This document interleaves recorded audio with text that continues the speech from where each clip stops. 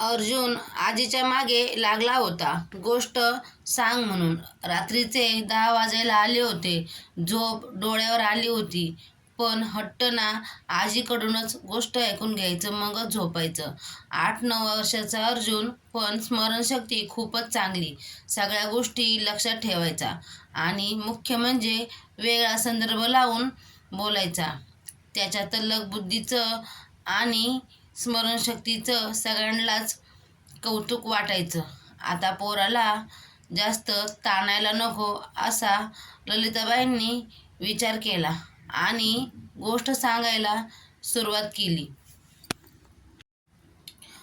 हजर असतो. हत्ती पहिल्यांदा प्रधानपुत्राच्या गळ्यात हार घालतो. राजाला मोठा आनंद होतो. नंतर हत्ती त्या गरीब ब्राह्मणाच्या गळ्यात हार घालतो. राजा राजकन्यांना त्यांची पसंती विचारतो.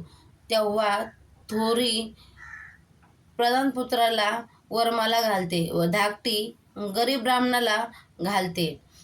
धाकटी विचार करते, हा गरीब परिस्थितीतून वाढला आहे, तेव्हा भविष्यात येणाऱ्या कुठल्याही परिस्थितीशी 4 हात करण्याची याची कुवत असणार, तेव्हा आपण ह्यालाच वरावे.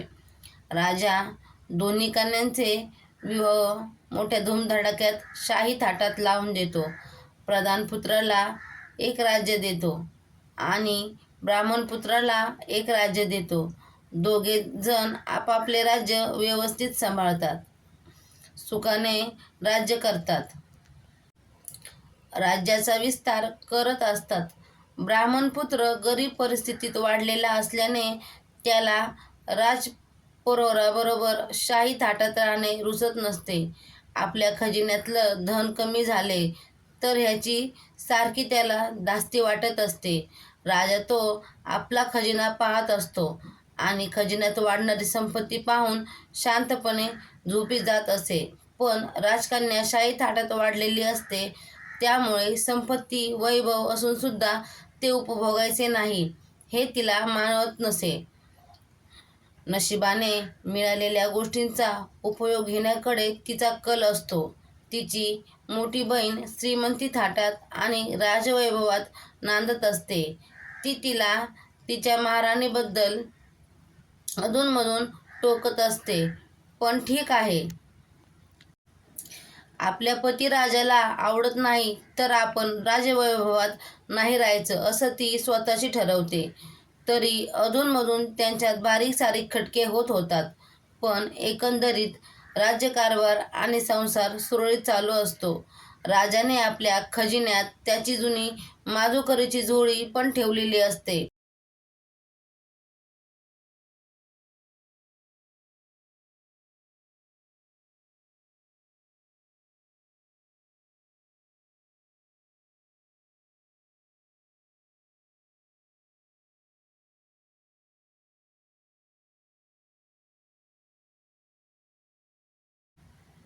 मधुकरीची झोळी खजिन्यात सांभाळून ठेवतो. पुढे नातू मोठा होतो.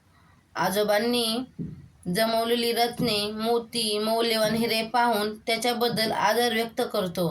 पण जेव्हा त्याचं त्या झोळीकडे लक्ष जातं, तेव्हा त्याला ती झोळी आपल्या खजिन्यात कमीपणा आणते. पुढे नातू मोठा होतो. आजोबांनी जमवलेले रत्न, मोती, मौल्यवान हिरे पाहून त्यांच्याबद्दल आदर व्यक्त करतो. पण जेव्हा त्याचं त्या झोळीकडे लक्ष जातं, तेव्हा त्याला ती झोळी आपल्या खजिन्यातला कमीपणा आणते असं वाटायला लागतं. म्हणून तो ती झोळी फेकून देतो. राजाला वाईट वाटतं. तेव्हा नातू म्हणतो, मला याचा काय उपयोग असं वाटायला लागतं, म्हणून तो ती झोळी फेकून देतो. राजाला वाईट वाटतं. तेव्हा नातू म्हणतो, मला त्याचा काय उपयोग, मी राजवैभवात राजवाड्यात राहिलो, तेव्हा अशा गोष्टींचा परिचय करून मी काय करू. वारसा हक्काने आलेल्या संपत्तीत वाढ कशी होईल ते मी बघेन, पण गरिबी किंवा त्याची आठवण येऊन काय करू. राजा मान डोलावतो आणि शेवटी राजसन्यास घेतो. गोष्ट ऐकून झाल्यावर अर्जुनने विचारलं, आजी, राजसन्यास म्हणजे काय ग. अरे मी आणि आजोबा असे सध्या नोकरी करत नाही, पण पूर्वी करत होतो तसे. अर्जुनने मान डोलावली आणि डोळे मिटले.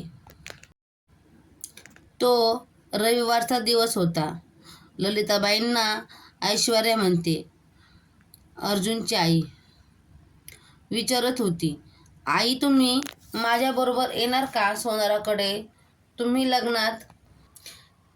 तो माझ्या नातवंडापर्यंत अजून 20 वर्ष टिकेल असंच ते म्हणणं राहायचं. ललिताबाई पण वाद नको म्हणून त्या गोष्टीला दुजोरा देत राहायच्या. आजोबांकडे नवीन बरेच स्वेटर होते म्हणून एक दिवस ललिताबाईंनी सिक्युरिटी गार्डला तो स्वेटर देऊन टाकला. त्या सकाळी आजोबांनी विचारलं, अगं माझा तो स्वेटर दुजोरा देत राहायच्या. आजोबांकडे नवीन बरेच स्वेटर होते म्हणून एक दिवस ललिताबाईंनी सिक्युरिटी गार्डला तो स्वेटर देऊन टाकला. त्या सकाळी आजोबांनी विचारलं, अगं माझा तो जुना स्वेटर कोठे ठेवला गं? मला शोधून दे, मला सापडत नाही. तेव्हा ललिताबाई म्हणाल्या, अगो बाई, तो होय, तो मी आपल्या सिक्युरिटी गार्डला दिलाय. आधीपासूनच आजोबांना बायकोवर विनाकारण धुसफूस करायची सवय, मग तर त्यांना खोलीतच मिळाले. आजोबा ललिताबाईंवर भडकले. म्हणाले, कुणाच्या परवानगीने तू माझा स्वेटर त्याला दिलास? आत्ताच्या आत्ता परत घेऊन ये. अहो असं काय करता? किती दिवस तो जीर्ण स्वेटर वापरत राहणार? एक शब्द बोलू नकोस, तुला काय करायचं आहे? इत्यादी. आजोबांचा स्वतःवरचा ताबा सुटला. नेहमीप्रमाणे ते बोलत बोलत राहिले. आपण काय बोलत आहोत याचे सुद्धा शुद्ध गमावून बोलत होते. ललिताबाई मनातल्या मनात आज नाश्त्याला काय करावं, जेवणासाठी पतिराजांच्या आवडीचं काय बनवावं ह्याची योजना चालू होती. कारण त्या दिवशी त्यांच्या लग्नाचा वाढदिवस होता. आजोबांचा सुटलेला तोल, त्यांच्या तोंडून वाटेल ते सुटलेले जाणारे शाब्दिक बाण यामुळे त्या क्षणाक्षणाला घायल होत होत्या. त्यांचा मूड गेला. त्यांनी स्वतःशी विचार करायला सुरुवात केली. किती दिवस किरकोळ किरकोळ गोष्टीवरून सुद्धा ह्या माणसाची बोलणी खायची? आपल्याला नातवंड झाली तरी सुद्धा ह्या का माणसाची म्हणून बोलणी खायची? लोक आपल्याला नातवंड झाली तरी निर्लज्ज का म्हणून म्हणून संसार करत राहायचा? आता वयाची 60 निर्लज्ज म्हणून उलटल्यानंतर संसार करत तरी राहायचा. मनासारखे का आता म्हणून वयाची 60 जगायचे नाही? उलटल्यानंतर तरी सारखं मनासारखे का आपलं ह्याच्या जगू नये? तोंडातून घाबरत सारखं घाबरत आपल्या ह्याची ह्याच्या हाजी हाजी तोंडाला करत राहायची. घाबरायचं. घटस्फोट लग्नानंतरच्या ह्याची हाजी हाजी 4-5 करत राहायची. वर्षातच घटस्फोट घ्यायचा लग्नानंतरच्या असं नाही. 4-5 वर्षातच घ्यावा असं काही थोडंच नियम आहे. संसारासाठी, मुलांसाठी, सासू सासऱ्यांसाठी, नातेवाईकांच्यासाठी पण भरपूर खस्ता खाऊन झाल्या. नोकरी, संसार सांभाळताना परीक्षा देऊन ऑफिसर झाले. स्वतःचे करिअर केले. तरी कौतुकाऐवजी मला डस्टबिन बनवले ह्यांनी.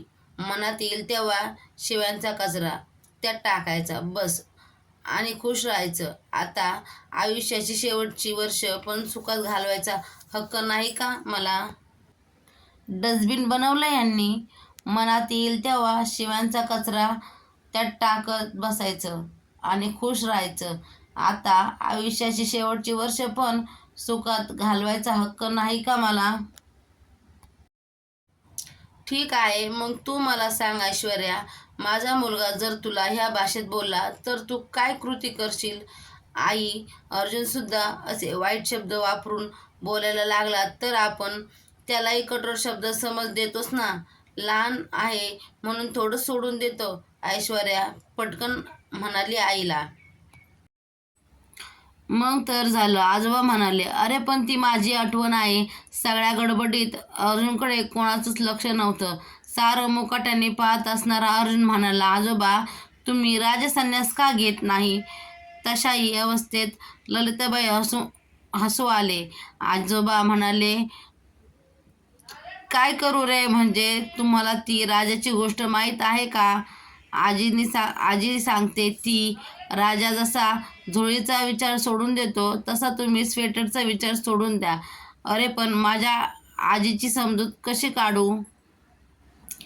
मी जसा चुकल्यावर सॉरी म्हणतो तसं म्हणा, आजी लगेच मला माफ करेल. हो की नाही आजी? अर्जुनच्या सहज निष्पाप बोलण्यातून आयुष्याचं खरं तत्त्व बोलून गेला होता. वातावरणात तणाव कमी झाला. आजोबांनी ललिताबाईंची माफी मागितली. ललिताबाईंनी सुटकेस स्वतः उचलून माळ्यावर ठेवली. धूसफुसत का होईना ललिताबाई शांत झाल्या. आजोबांना पटले, आपल्या गरिबीची भूतकाळ, त्यांच्या आठवणी आपल्यापुरत्याच मर्यादित ठेवणे चांगले. आणि आता तेथे आपले अस्तित्व नष्ट होऊ पाहत आहे. तिथे स्वेटरचा विचार कशा हवाय? स्वेटरपेक्षा आता ह्या वयात बायकोच्या आनंदाला, तिच्या मुडाला जास्त सांभाळायला पाहिजे.